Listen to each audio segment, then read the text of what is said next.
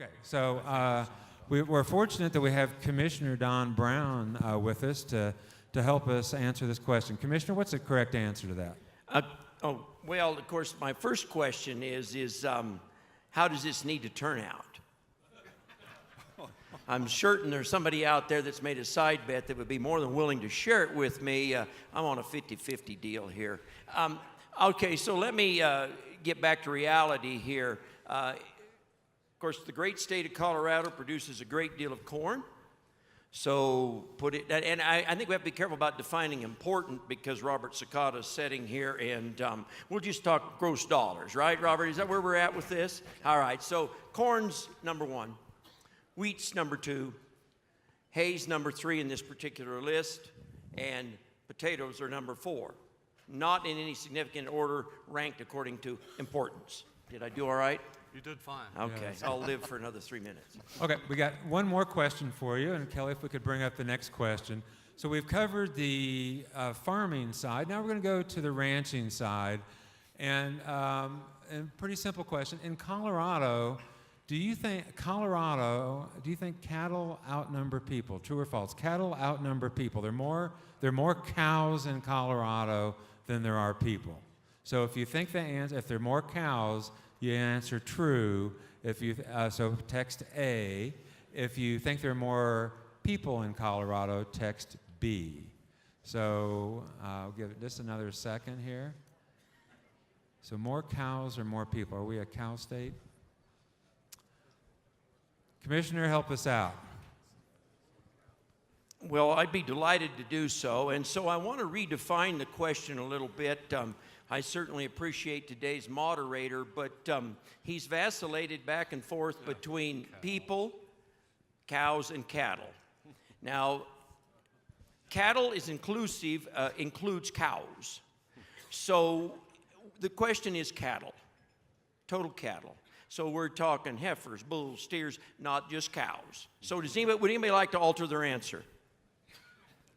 We're back to the... Okay. So anyway, I'll define that. We actually have more people in Colorado than we do cattle. We have about 5.5 million people, and we run about 4.3 million cattle. This is my chance to get my beef bulletin out a little bit. Beef is extremely important in Colorado. It's 50% of our gross ag sales every year. And we export a lot of that to some various other countries in the nation. But this dry, arid climate, which lines right up with the Water Congress agenda, fits. Great. Thank you, Commissioner, for straightening us out. Okay, we're now going to turn it over to the moderators. On your left is Robert Sakata, and on the far other end of the side is Travis Smith. Both of them, as you remember from yesterday's President's Lunch, are agricultural representatives on the board. And Robert will Travis, we're going to you, and Yes. Travis next. Yes, thank you, Doug, and welcome everyone. I hope it is a stimulating conversation here about what Colorado and Israel have in common, what may be the differences between Israel and Colorado. We're going to talk about agriculture. And before we get into that conversation, it's my pleasure to introduce Colorado's Agricultural Commissioner, Don Brown, third-generation farmer from northeast high plains of Colorado, irrigated ground, some dry land farming, and he's a great representative for Colorado. And Don, welcome. Thank you very much. The topic today is adapting agriculture to a changing climate. So I did a word search on adapting, and it has some key words in it: modify, alter, change, adjust, redesign, reshape, redo, reconstruct, customize, and improve. That sounds like a farmer or a rancher to me. Very so much Don, so. Welcome this morning. Thank you. It sounds like a rancher or a farmer. Well, thanks, Travis. It's really my opportunity. I've just actually been introduced to Dr. Adar. He's the director of the Zuckerberg Institute for Water Research at Ben-Gurion University in Negev, Israel. And really has been involved. If you were to do a Google search of his work, it's really amazing. He's been on the cutting edge research side of really groundwater studies, using isotopes to study the path of where groundwater is going and how the ground substrate really is affecting that path of the groundwater. So it's really a pleasure to welcome you here to Colorado today. He has come from Panama, where he's doing some really interesting work on the new enlarged Panama Canal there. Believe it or not, that they don't have enough fresh water to keep that larger canal running. And so they've actually asked him to go to Panama to help them with that problem. So help me in welcoming Dr. Adar here today. Thank you very much. Thanks God, no longer the director. I'm a free bird now, so that's why I can be here. We always are moving on to new things, huh? Well, as Travis said, I think we're very lucky and fortunate up here. We're just going to have a general conversation with this group. And I think, Doug, do you have a couple of more questions for us? We Polling do. questions? Yeah, we do. And so we have a couple questions to see how well you know the state of Israel. So many of you may be aware that we have one river in Israel. It's the Jordan River. So are we ready for our polling question? Okay, bring it up on the screen here. Okay, the Jordan River discharges to what major water body? Where does the Jordan River discharge? Does it discharge to the Dead Sea, if you think that, put A, the Mediterranean Sea, B, Red Sea, C, or the Adriatic Sea, D? So you got 4 questions there. If you think it goes to the Dead Sea, A, Mediterranean, B, Red Sea, C, and Adriatic, D. All right. Let's close the poll. And Alon, do you have any idea where the Jordan River goes?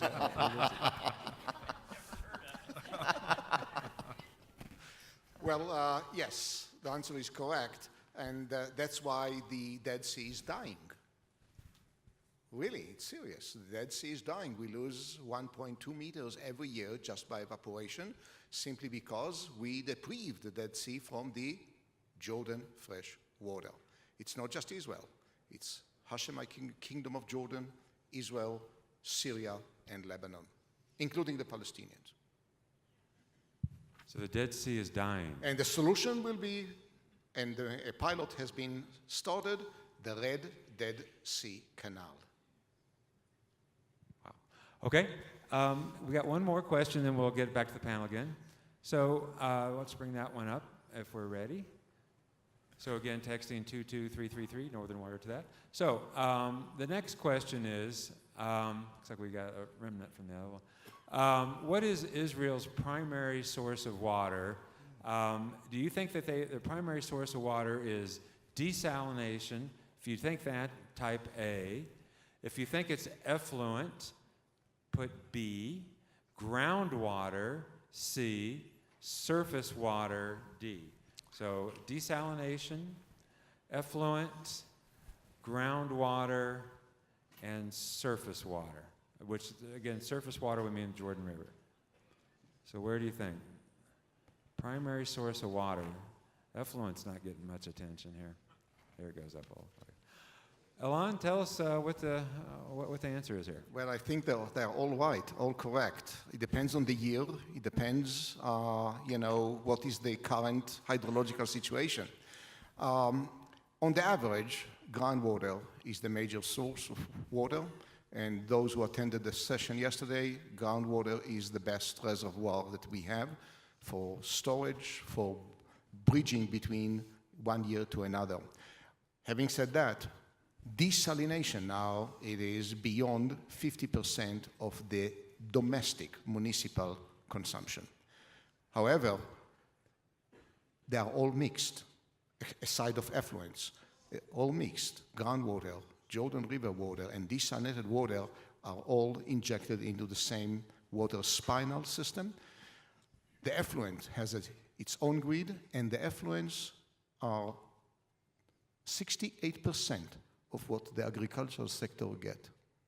Nowadays in my country, the agricultural sector consumes 24% fresh water, the most expensive one, 8% brackish salty water, as is, and 68%, I hope it sums up to 100, 68%, if I'm not mistaken, is treated, reclaimed effluents.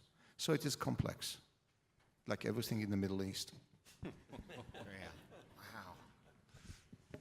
Well, that's amazing. I think I'm actually very proud to be in agriculture, and I was going to ask Kelly this the last session that, Commissioner, I think we're less than 2% of the population. Farmers and ranchers are less than around 2% of the population. We're down around that 1.5 at the best Yeah. percent, and we're all getting a little grayer too. Now I don't know if that's stress or age, but the average age of the U.S. farmer in Colorado as well is 59. So 59. less of us, we're Right. getting older. And we're getting older. And believe it or not, Commissioner, I actually did some research from the 2012 census, and for fruit and vegetable farmers, we're actually 0.023% of the population. So less than 2/100ths, just a little over 2/100ths of the population are actually fruit and vegetable growers. And yet I think we're lucky in the United States, we're only spending on average, 7%? 6.8. 6.8% of our income on food. And so it really allows the economy in other ways to be really generated. So what's Colorado's contribution, to the agricultural contribution to the economy? Well, of course, let's start with, I guess I'll do a disclaimer first. I think that's important. Figures lie, maybe, or is it liar's figure? I'm not sure, right? But anyway, there's lots of math out there, but Colorado really, if you do the whole agricultural food component picture, we're well over 40 billion in the state, probably closer to 50. Our numbers are old.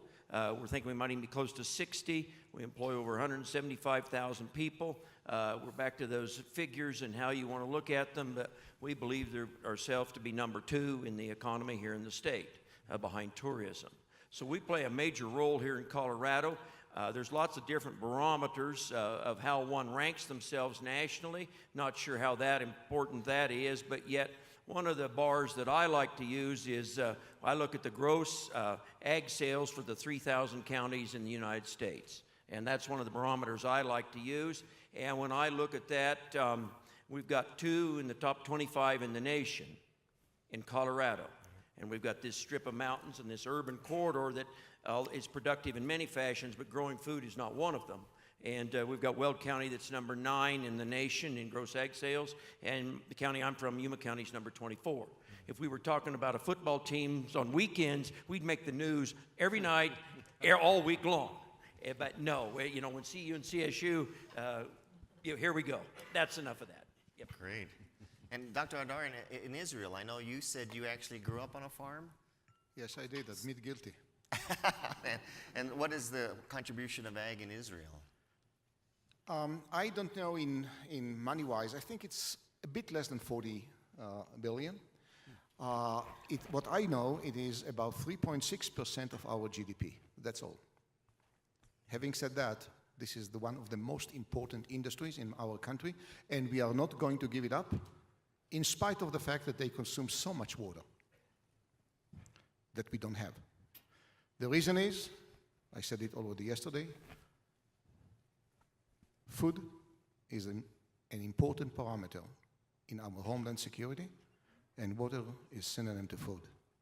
So water, food will keep running the agriculture industry in our country. And it is not a secret that it was a trigger and still is a trigger for high-tech technologies. Computer irrigation, subsurface drippers, emitters, low pressure, high pressure, adjustable pressures. It is a trigger for a lot. It is a trigger for water treatment technologies. So yes, it is very little comparing to the rest, but it is a very, very important parameter. May I interject? And I've got a question for you. So I listened to what you're saying here, and I recognize how your country was formed. And is it your government's policy to make an effort to be self-sufficient in food production?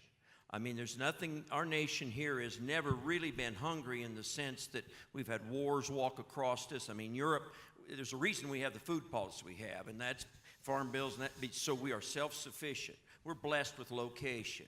What's your country's attitude, and I was wondering where that's at? Well, overall, self-sufficient is not the goal because it cannot be reached. I mean, it doesn't make sense to irrigate barley, sorghum, even wheat in our country because dry farming is out of question. So what we try to do is to have the so-called iron dose. That means having enough for time of emergency and having sufficient to export to frozen Europe in the wintertime and North America, including North America, in order to justify the high value and the high cost of water. Farmers pay for water. It's not free gift from God. So how is water administered in Israel? I mean, who determines how much agriculture gets or how much municipal and industry gets? Well, this is also something that you don't have in the US, and we are among the few countries in the world that practice this method. We do have a so-called National Water Authority. And this is an authority of professionals, not politicians, that Did he just look at you, Don? Say that again. Yeah. And I looked like I'm serious about it. They are not changed or replaced, every 4 years. And they are in charge of planning, research, water allocation, infrastructure, and tariff pricing of water. So it is run by this water authority, and the head of the water authority report directly to one of the ministers, and we selected the ministry which has the less to do with water, and the Ministry of Energy. So this is the way it runs, and I think this is one of the most important parameters that kept us surviving and beyond in spite of the water crisis in the Middle East.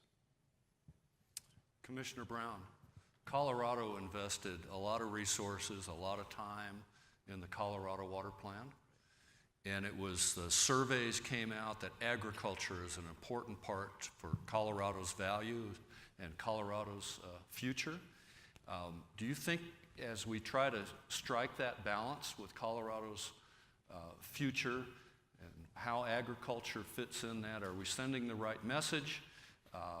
And then thinking about the contrast when we look at Israel, that food production is part of their national security. They have a high value on their water supplies, and maybe the contrast. First, did we strike a balance in the water plan and recognizing agriculture and the importance it is to Colorado? Well, I want to make a couple comments here, and I set this question up just a little bit by asking about the self-sufficiency of food. And of course, then you walk back into the water and how self-sufficiency is not possible with food, and water is extremely important to you. Both issues we take for granted here in the United States. We're extremely self-sufficient in food. We export all over the world. We take that for granted. We just think that's the way it is. We've finally woken up on the water issue in the western half of the United States that this stuff is precious. It's to a degree a non-ruinable resource. Once you're out, you're out. It's just like food. When you're out, you're out. And so the point is, I think the water plan did a very nice, and I'm bragging on my boss a little bit here, but as we were standing in the History Colorado as it was being unveiled, and he turned to me and he said, "Not too bad for a city boy, huh?" And I said, "You did all right, Governor." Because I think the fact that he recognizes the importance of agriculture here in Colorado as the #2 industry that we have. In fact, that we export half of what we raise here in Colorado, whether it be beef or grain. And so consequently, we play a very important role in, and I look forward. I think the water plan did. There are no answers, or we wouldn't have needed the water plan. There's just questions, but we have to work on it daily and very diligent effort. Elam, yesterday in your presentation, you threw out some key buzzwords that caught my attention. One was scarcity, one was commodity, one was innovation, incentive, and cooperation came out of necessity. Can you share some of your thoughts about those terms? Well, let's not forget that this session is about the impact of climate change on our agricultural, on the agricultural industry. So in view of that theme, I would say that the fact that water was declared as a commodity, and the fact that I think the early stage government, in the early 50s, decided to nationalize this commodity, made it possible, and the connection or the relation between these major keywords, as you mentioned, if you put them all together, that was and still is the driving force, or the drive for running the agricultural industry, providing that we manage to supply adequate amount and under reasonable quality of water. And where this water comes from, mostly from reclaiming sewage water. So here in the United States, I mean, you treat the water better than we do. But, in the very same day, in most cases, I'm not talking about California in some counties, but in most cases, you simply do not use this water. And you do not use this water because you don't have the other key parameter, the appropriate infrastructure. And I don't understand why. It's not a matter of technology, for sure. So I thought about the term commodity this morning because there's 2 bottles of water in my hotel room, 16 ounces at $3. And so I did the quick math, it's about $12 a gallon. So I've been thinking about that term commodity, and maybe we've undervalued our water supply here. The next idea was about scarcity, and you said this yesterday, breeds innovation. And we've seen some innovation take place since our drought of 2002. We're looking at maybe at least southern Colorado's on the threshold of another drought. There's opportunities that comes out of scarcity and necessity. If I may comment, and excuse me for being a bit emotional about it, it became a kind of obsession in our country. I do remember it as a kid. The fact that water is not sufficient and we don't have enough will never be or will never serve as a limiting factor in our economy. That became like a motto. It was kind of, a light, in front of the camp, just to make sure that our economy will be able to be developed.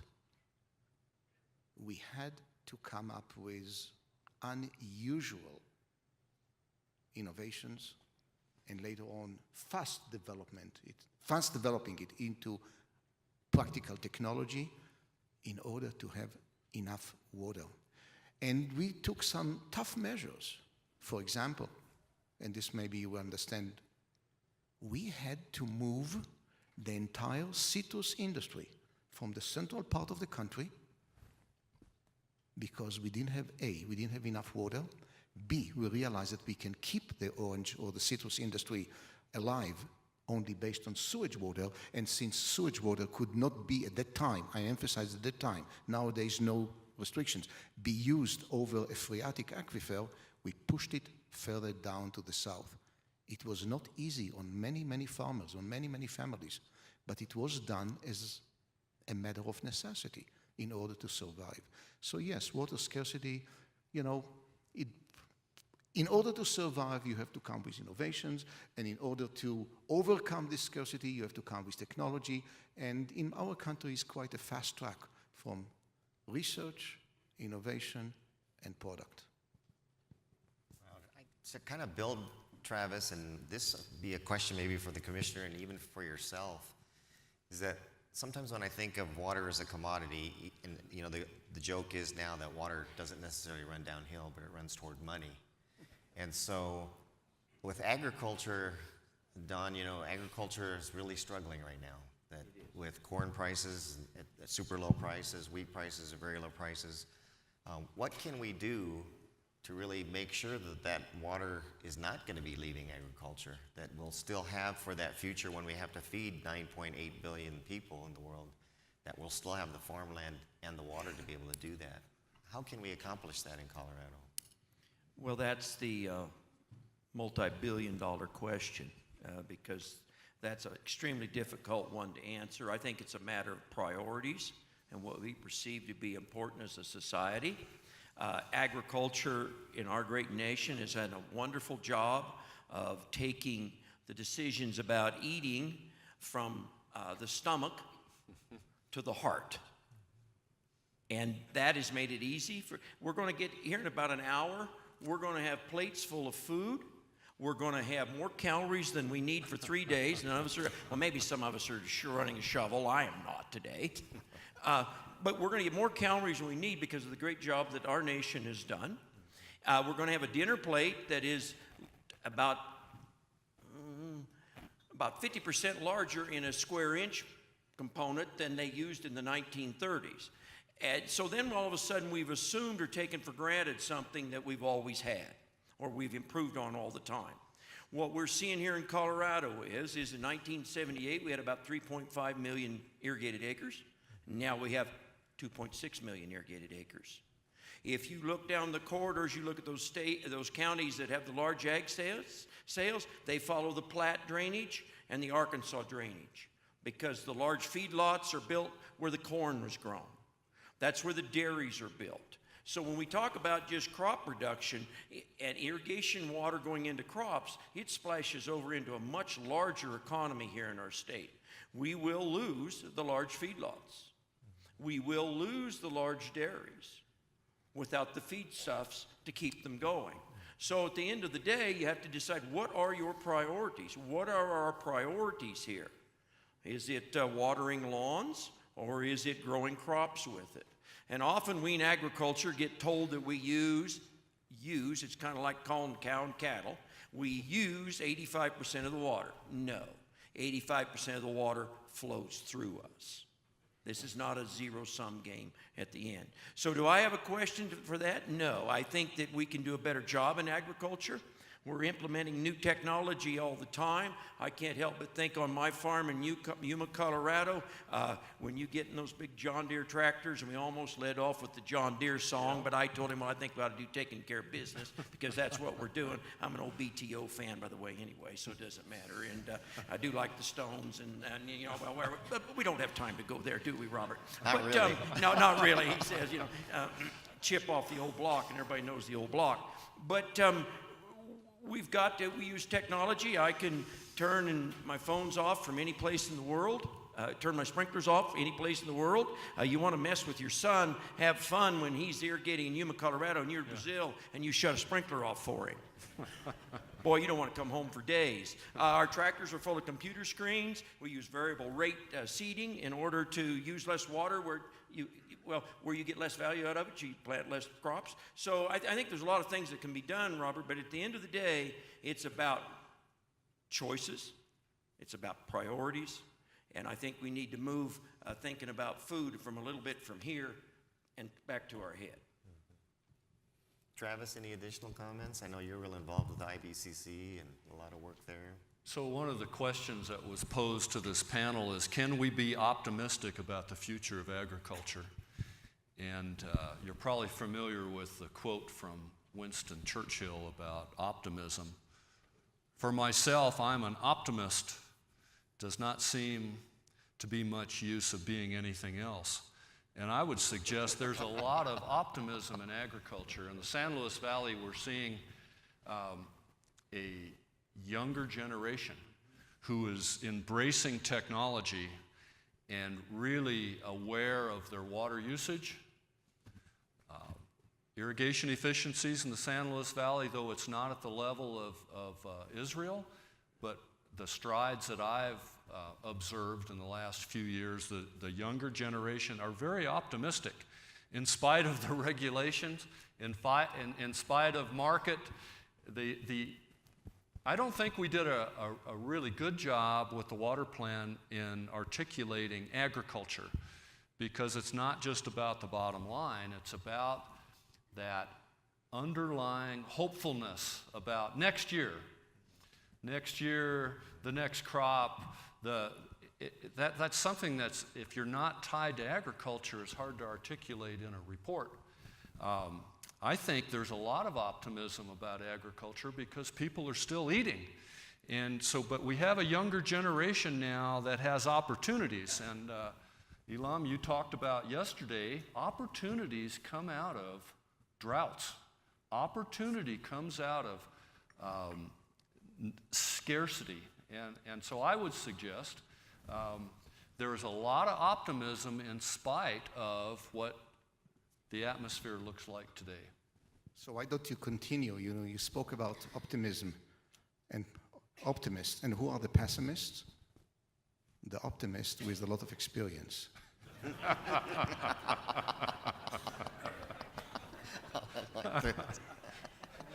It's not mine. It's not mine. Colorado's great next year country. You know, somebody asked me one day, I've been a farmer for a long time, and they asked me 2 or 3 years ago, are you making any money in farming, Don? I said, I don't know. 10 years aren't up yet. Yep. And that's a little bit the way, no, we're eternal optimists. Yes, Very much so. Anybody that'll put a little bitty seed in the ground and think they're going to grow something and then be able to send their kid on to college on it is an optimist. Seriously. Can we put some slides on, please? The main issue is whether or not those forecasted models that actually, and no matter which model, I'm not a meteorologist, but all models, I'm a modeler, but groundwater modeler, but all these models predict, even on various databases, that the climate or the climate that we are going to see in the coming generations is going to be drier in the northern hemisphere. About the southern hemisphere, I don't know what to talk, it's going to be a disaster. So the question is whether the agricultural industry has any future, whether it survive. Well, here I'm an optimist. Yes. So, if I may, I put up, is it working? Yes. I put up 10 slides just in a bullet form, so just to elaborate on this. So, but again, it doesn't work. Come on. United States of America, technology. Okay. Hey, there's Doug. I think this is another one. Doug, did you do that on purpose? And I pushed the right button, the green one you told me. Maybe another one. Okay, I try another one. Doesn't work. I have 2. Can you help me with that?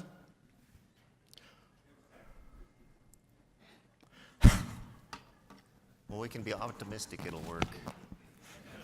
I think there's absolute proof that, in agriculture, we're innovators, and I can't help but think in the late 70s, a lot of our irrigated corn here in Colorado was around 165 bushel an acre. Now 300 is not unheard of. So we're seeing technology changes that way. The varieties have improved immensely. When we put in the factor genetic engineering or CRISPR technology, which is the latest. When you're ready, I'll quit talking. This is what they call the old stall tactic, right? I've got a handful of good jokes, none of which my chief administrative assistant would approve of me telling. But point being, technology has really changed, and we can't forget that a lot of this has occurred in the plant component of it. It just absolutely has. Wow. Now it's too fast. Okay, now it works. Okay. For sure. Okay. For sure. the world population is expected to grow along with the demand for food and water. We already said that. Use your microphone. Here is the mic. There you go. So yes, the demand for food, hence for water, is going to increase. Now, all fertile land, no matter how you look at that, all has been used for long.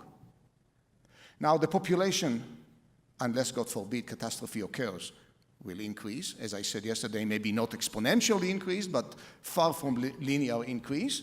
So the demand for food / water will be elevated. So with these 2 points, if you merge them together, the continuity approach says that we miss a parameter here. And the outcome here is that we shall be forced into marginal land. And what you see here is not Fata Morgana, is real. This is San Juan Basin in Argentina, the Andes foothills. We took desert virgin land, as you can see on top, and converted it in less than 2 years' time into a huge productive farm. Huge productive farm based on groundwater. That's why I'm familiar with it. So food is derived from water, hence water is a commodity, as already said. While water is a precious, scarce commodity, it creates incentives to save on water efficiency. And here comes the question. And the question is, and I read it for you, will the conventional policy of water saving and increasing water use efficiency enable humanity to avoid water shortage and provide water security just by elevating water use efficiency? Well, in my understanding, at most, only temporarily mitigate water scarcity. That's all. We shall not be able to meet the increasing demand for water and food by simply improving water use efficiency. Why? Look at that. One cannot sustain the water and food supply with diminishing amount of water, climate change, and continuously growing population. And the conclusion is, with dwindling water resources and growing demand for food, one must adopt new mindset for water utilization. And here are 6 more slides about some crazy ideas that work. Okay? So what you see here, I think this is a history. Don, even in your irrigation system, you will have to think about changing the sprinklers soon to pivot drip irrigation. I will show you a slide. It works already here in Colorado as well. Because water will become more and more unavailable. It will become scarce resource.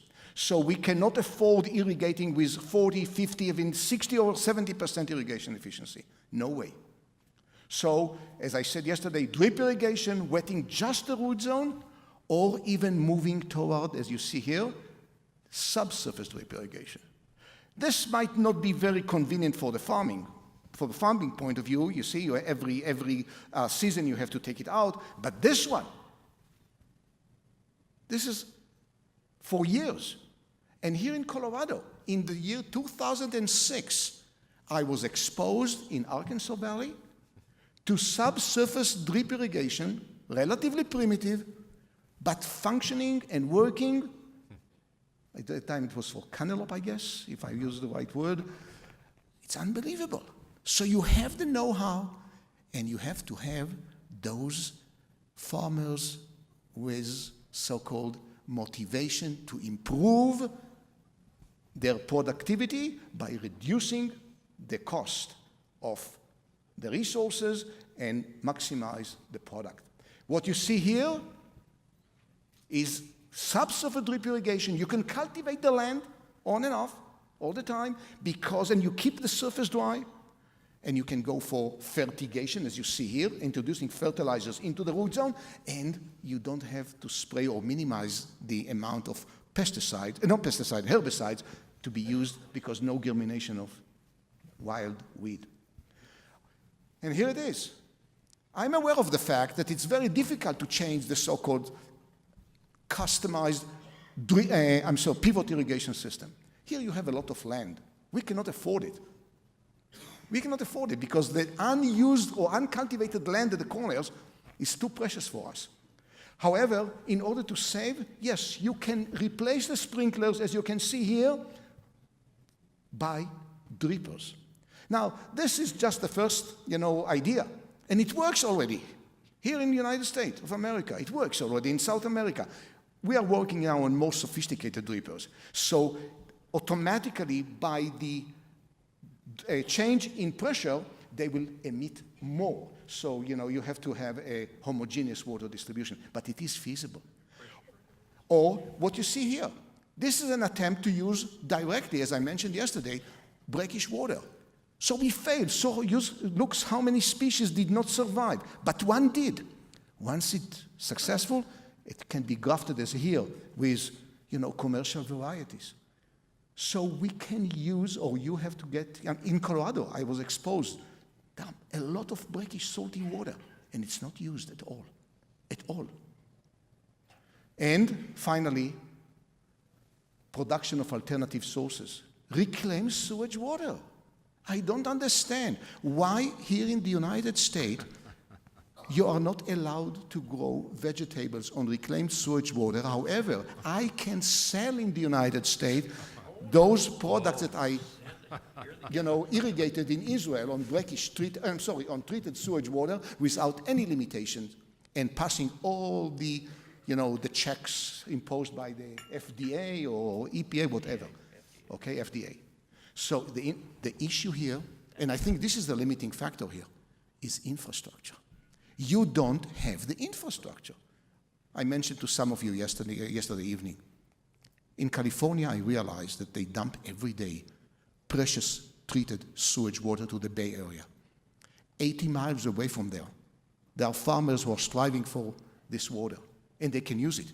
But they cannot arrange for 87 miles or so of pipeline diverting this water into their property. I don't understand it. And look for alternative crops. And using the water, the same unit of water, for more than one crop. This is a fish farm, and here you have, just next to it, a jojoba, or jojoba, depends where we come from, plantation. The water used first to grow fish and shrimps, later on used for irrigation. Two products based on 1 unit of water. What is the incentive?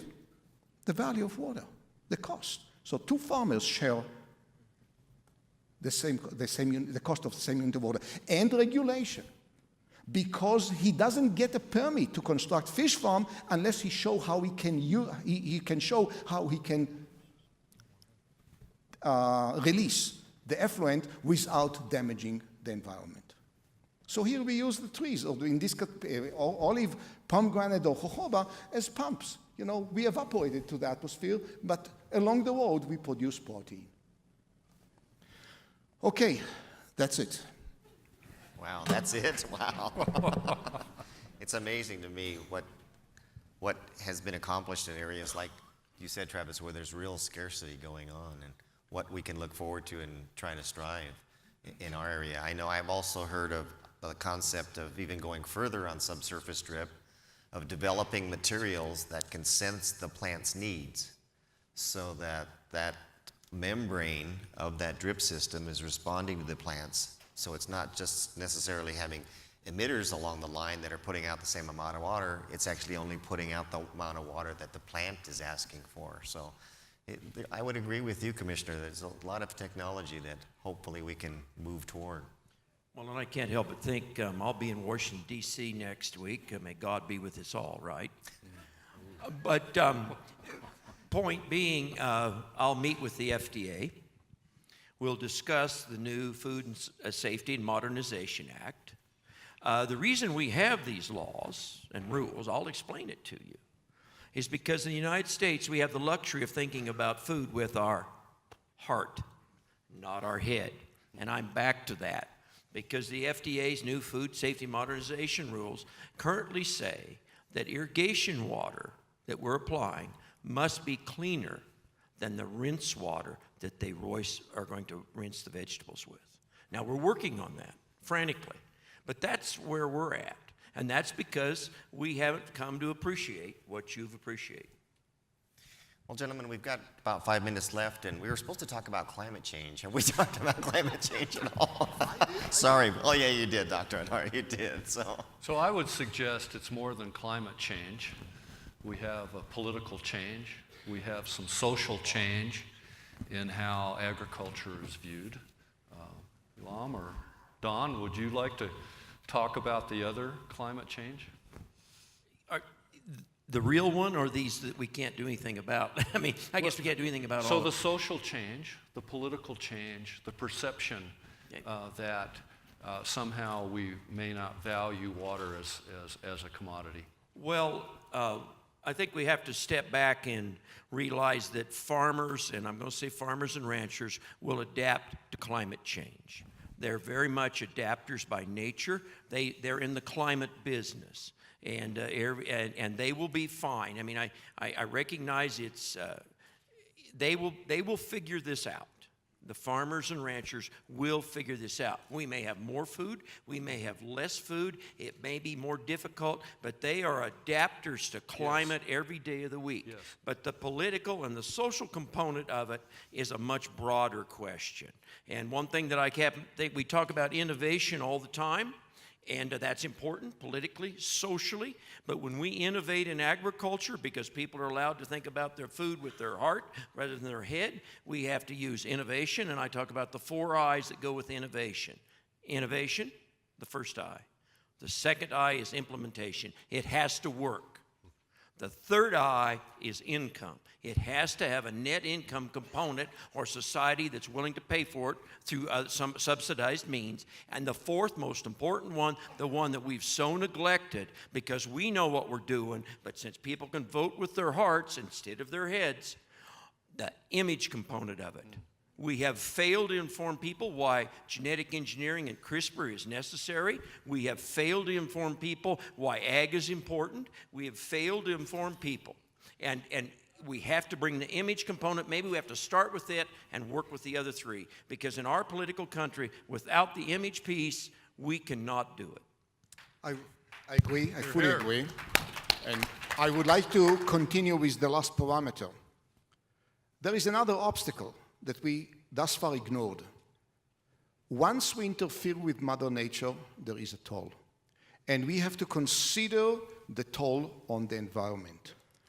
And it is very tempting to have a river and divert it all for agriculture, production, and I don't have to tell you what is the impact on the surface. It is very tempting to to drill or even, digging wells into shallow aquifer and dry up the springs with all the consequences, that we impose on nature. So I am aware of that you should be aware of, that the environmentalists will become angrier and angrier, and rightfully so, and we have to find a way to compromise, because, as I said, whenever we interfere with Mother Nature, there is a toll, and even the environmentalists have to eat. So, yes, we have to find a way to produce and mitigate the damage or the negative impact on the natural environment. But this is a parameter that has to be considered. Yeah, it's so true. We have an impact on everything we do. And going back to that climate change on our particular farm, just so you know, every year we grow onions. One of the crops we grow is onions. And every year we are experimenting with 40 different varieties to see how they do. And so we're doing that every year. And so we're adapting as time goes on. And I think most farmers are doing that. Yeah, so, exactly. So I hope you've enjoyed the conversation here. I hope it sparked some of your interest. I'm thinking about agriculture in my neighborhood, in the Rio Grande. Elam, we also have the holy ground, the holy land in the San Luis Valley. And there's deep holes, but it's, I know you have the holy land, that is the holy land. But I'm reminded that there's a great future for agriculture. And for my agriculture friends, I'm reminded that courage is what it takes to stand up and speak. Courage is also what's needed to sit down and listen. And I think that's what's happened through the water plan, The ag community is listening to the municipal and the environmental and recreation. We are listening, and I'd like to think that they are listening to us and what the agricultural needs are. So, Doug, do we have time for questions or comments? I think we've got time for, maybe one question or two while we got our panelists. Any questions?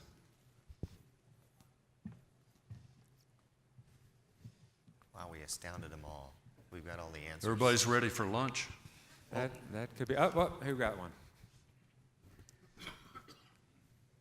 While he's getting the mic, I really, Dr. Adar, appreciate your comment. What did you say yesterday? Water is a trigger for conflict or a catalyst for collaboration? Oh, yeah.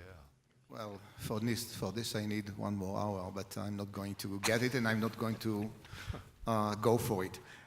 Look, in short, I mean, we struggle on water, and it's natural, but history shows that none of the conflicts in our region was on water. On the contrary, it's not a secret anymore. I remember as a student, working together with Jordanian colleagues before the peace treaty was signed, many years before, on water issues. So water was a catalyst for collaboration, and I mean it, and I believe it will be. Simply because it is appreciated by all sides, and they prefer to leave water issues or keep water issues beyond conflict. Thank you. And I'm not naive, and I don't wear rose glasses. Good morning, and thank you for the conversation, and it's generated a lot of thoughts in my mind, but I'm Duncan MacArthur. I'm with the Grand Junction City Council, and as part of my operation, I serve in the Energy, Environment, and Natural Resources Committee with the National League of Cities. One of these, we're always working on the issues of climate change, and I'm thinking, maybe we need to start not only trying to stop it, but how do we adjust to it if and when it's going to occur? And part of those is food and water. Do you anticipate we're going to see things like more GMOs, genetically modified foods? Will that be part of it? And are there issues there that we're not aware of? And along with, very interesting on the adjustments to irrigation procedures as we go, but thank you. I absolutely think that we're going to see a constant, and when I lump technology, I talk everything about from my cell phone that controls my sprinklers to the seeds that we drop in the ground, and whether it be grafting, as we show, that probably won't work real well here in the United States on some of our large volume crops. We're back to that image thing, that we have to bring the image component. I think another message that we need to convey, how do we fix climate change? There's so much discussion, I'm not sure anyone has an answer for that, but I certainly think that all you have to do is look at the thermometer and recognize something's happening. And you look at the rain gauge and you can tell something's happening. I think one myth that we need to help convey to those who primarily live in shall we say, urban areas, this concept that they can in fact feed themselves. I think that Israel is an example. I've got one thing, something that I wish I'd put the slide up, but I call it carrot math, the great urban myth. And where I break that down is each human eats about 1,996 pounds of food a year. Now, I'm not going to go into a dry batter basis formula like I would if I was feeding one of those cows or steers, but 1,996 pounds. If you're going to eat just 3-ounce carrots, that takes 10,645 3-ounce carrots. You're going to have more than 3-ounce carrots today, but the point is it takes about 5,000 some square feet to raise those. If you take that's 11% of a football field.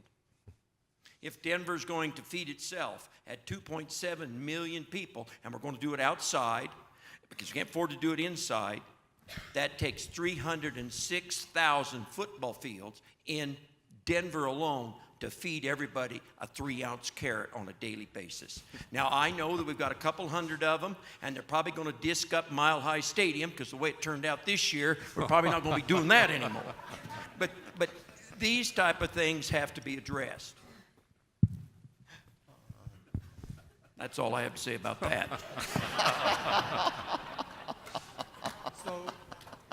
Any closing remarks, Dr. Adar? Well, I hope you'll help me in thanking our two distinguished panelists for joining us today, and really appreciate both your insights and your enthusiasm, and keep eating. And we're optimistic, and keep eating fruits and vegetables and supporting agriculture. Thanks, All right, give 'em a everybody. hand.